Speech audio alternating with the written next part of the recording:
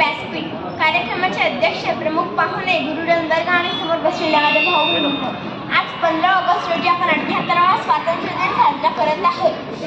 1857 ते 1940 ते 90 वर्षाच्या कालखंडात ज्या ज्या क्रांतिकारकांनी व समाजसुधारकांनी स्वातंत्र्यासाठी मोलाचे योगदान दिले त्या सर्व महापुरुषांना सादर प्रणाम करून मी आर्य गोविंद वर्पे इयत्ता 5वी माझ्या भाषणाला सुरुवात करते.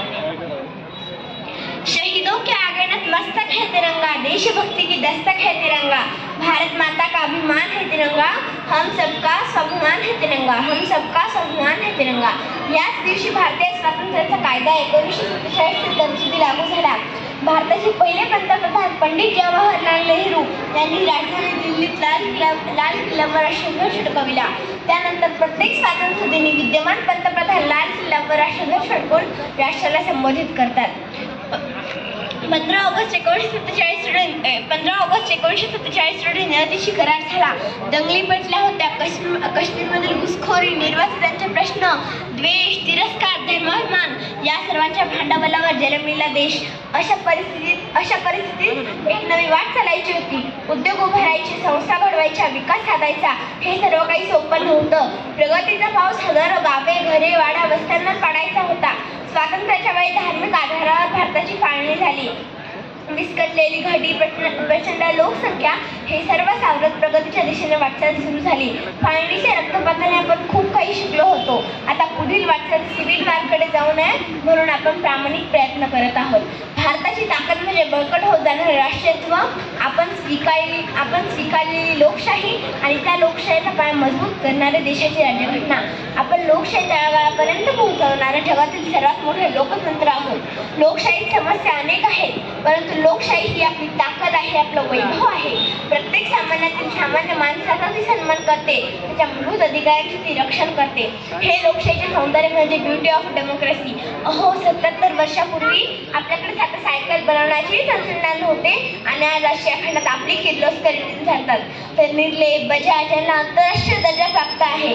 आज जगात जे काही बनते ते आपल्या देशातही बनते. एवढ्या मोठ्या लोकसंख्येचा बोजा पाठीवर असतानाही आज आपल्याकडे मजबूत कृषी आणि जलव्यवस्था आहे. हरित क्रांतीच्या माध्यमातून कृषीचे उत्पन्न वाढवले जात आहे. आपण साथीचे रोग नष्ट केलेत. तसेच बस, रेल्वे, विमान सेवेतही भारताने अभूतपूर्व प्रगती केली आहे. शैक्षणिक आणि क्रीडा क्षेत्रातील प्रगती तसेच डिजिटल पेमेंट तर भारत जगात नंबर 1 बनला आहे. भारतीय शस्त्र दल हे जगातील सर्वात शक्तिशाली सैन्यांपैकी एक मानले जाते. ते कोणत्याही प्रकारची परिस्थिती हाताळण्यास सक्षम आहे. आज आपण एक सन्मानित आणि परमाणु शक्ती संपन्न आहोत.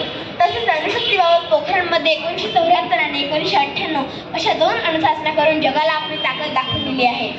भारताची अंतराळ मोहीम ही पूर्वीपेक्षा अधिक शक्तिशाली झाली आहे. आज आपल्या तंत्रज्ञानाने तयार झालेले उपग्रह अवकाशात भ्रमण करत आहेत. सध्या भारतात सुमारे 64 कोटी तरुण राहतात. या तरुणांमध्ये त्यांच्या श्रमाच्या जोरावर जग बदलण्याची ताकद आहे. आपण एवढ्या मोठ्या लोकसंख्येला आपत्तीत नव्हे तर संधीत बदलण्याची तयारी करत आहोत. स्वातंत्र्याने आपला खूप काही दिलं आहे, परंतु आज जो असंतोषाचा, असमाधानाचा सूर निघत आहे याला फक्त आणि फक्त आपणच जबाबदार आहोत. उज्ज्वल भविष्याकडे वाटचाल करताना राज्यघटना आणि कायद्याच्या चौकटीत राहून एक सर्वसमावेशक विकास साधून समृद्ध भारताकडे आपण निश्चित जाऊ शकू.